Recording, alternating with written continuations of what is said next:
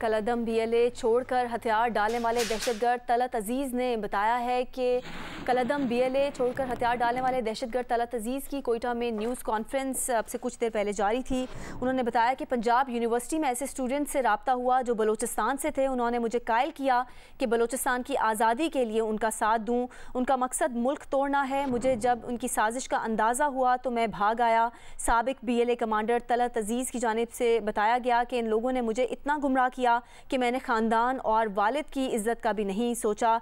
उनके हमरा DIG CTD Quetta भी मौजूद थे। उन्होंने कहा कि गिरफ्तार 2 अफराद से तहकीकात इस वक्त की जा रही हैं और सहूलतकारों के खिलाफ सबूत भी मौजूद हैं। गिरफ्तारी के लिए कार्रवाइयाँ जारी हैं। कलअदम BLA छोड़कर हथियार डालने वाले दहशतगर्द तलत अजीज़ अब से कुछ देर पहले प्रेस कॉन्फ्रेंस कर रहे थे, जिसमें उन्होंने बताया कि पंजाब यूनिवर्सिटी में ऐसे स्टूडेंट से उनका रब्ता हुआ जो बलूचिस्तान से थे। उन्होंने मुझे कायल किया कि बलूचिस्तान की आज़ादी के लिए उनका साथ दूँ। इस वक्त दिफाई तज्ज़ियाकार सैयद मोहम्मद अस्करी साहब हमारे साथ मौजूद हैं। सैयद मोहम्मद अस्करी साहब, सैयद मोहम्मद अली साहब हमारे साथ इस वक्त मौजूद हैं, दिफाई तज्ज़ियाकार।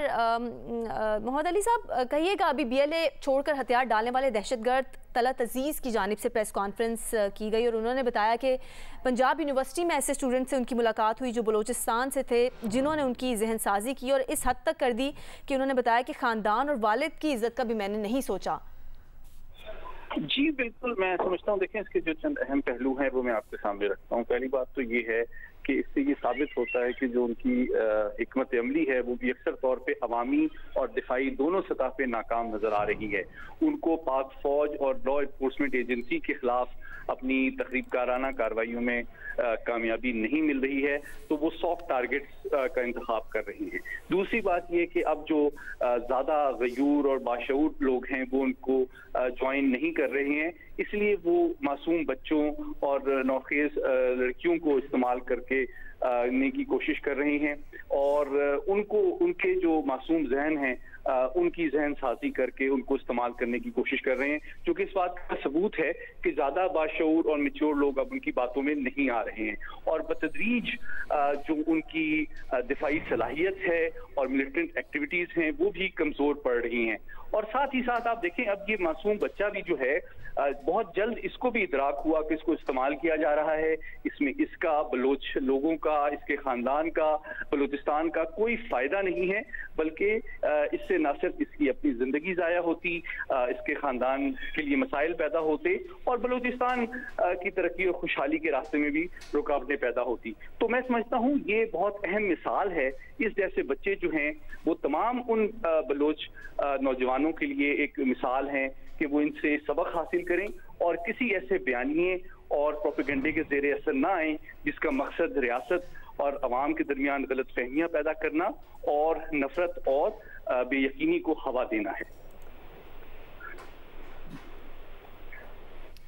सैयद मोहम्मद अली, माहिर कौमी सलामती अमूर और दिफाई तज्ज़ियाकार हमारे साथ मौजूद थे। बहुत बहुत शुक्रिया आपका।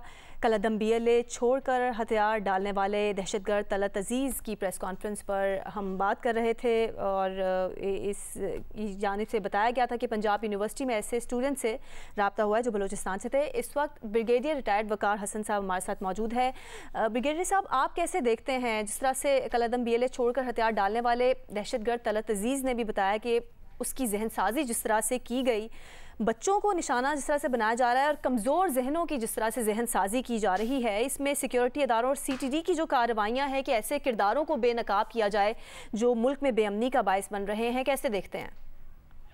आई थिंक एक तो इसमें डेफिनेटली बहुत बड़ा चैलेंज है, क्योंकि आप देखें जो रेंज ऑफ टेररिस्ट हैं, अगर उनके कार्डर देखे जाएँ, लाइक गुजार माम शाम्बे भी एक जो है वो साफी थे, फिर वो टेररिस्ट बनने बाद में हथियार डाले लास्ट ईयर। इस तरह असरफात बांग्लादेश। गुड थिंग इज के बलोच यूथ जो है और जो ग्रुप्स हैं वो समझ रहे हैं कि अभी ये लूजिंग वॉर है और इसमें मेनली जो है उनको इस्तेमाल किया जा रहा है। दूसरा, आई थिंक ज़रूरत है कि जो स्पेशली यूनिवर्सिटीज़ के अगर आप देखें स्टूडेंट्स को इस तरीके से ब्रेन वॉश किया जा रहा है एंड फॉर नो कॉज, मतलब एक इन्होंने इशू उठाया हुआ है, फर्ज करें लेट्स से मिसिंग पर्सन का, डिस्पाइट के ये इसका एक बंदा भी मिसिंग नहीं होना चाहिए, लेकिन इसको कंपेयर करें, लाइक इंडिया में 3,70,000 मिसिंग पर्सन है, सर US में तकरीबन 600,000 हर साल होते हैं, इसमें 1 लाख लोग कहते हैं हम ट्रेस नहीं कर सकते इनकी एजेंसियाँ जो पाकिस्तान में बहुत कम तादाद है, मैं ख्याल शायद 2200-2300 है, जिनमें से 1400 ट्रेस भी हो चुके हैं।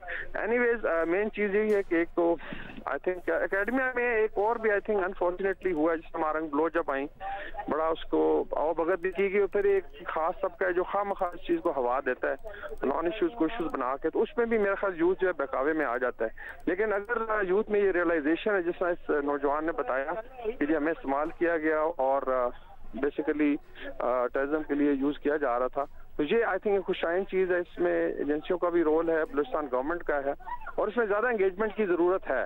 और मे भी जो अकेडमिया में हमारे सीनियर प्रोफेसर हैं, जिनके सामने सारा कुछ हो रहा होता है, उनका रोल बनता है। और ये कहीं नहीं होता है अपने मुल्क के अगेंस्ट जो है इससे कुछ ख़वातीन सामने आई हैं जो सुसाइड बॉम्बिंग में भी इन्वॉल्व रही हैं, और इस साल उन्होंने भी अपने आप को गवर्नमेंट के हवाले किया था।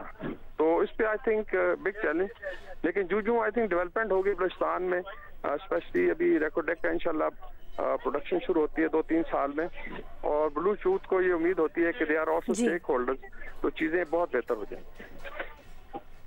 ठीक है, दिफाई तजियाकार ब्रिगेडियर रिटायर्ड वकार हसन साहब, बहुत शुक्रिया इस पर अपना तजिया देने के लिए।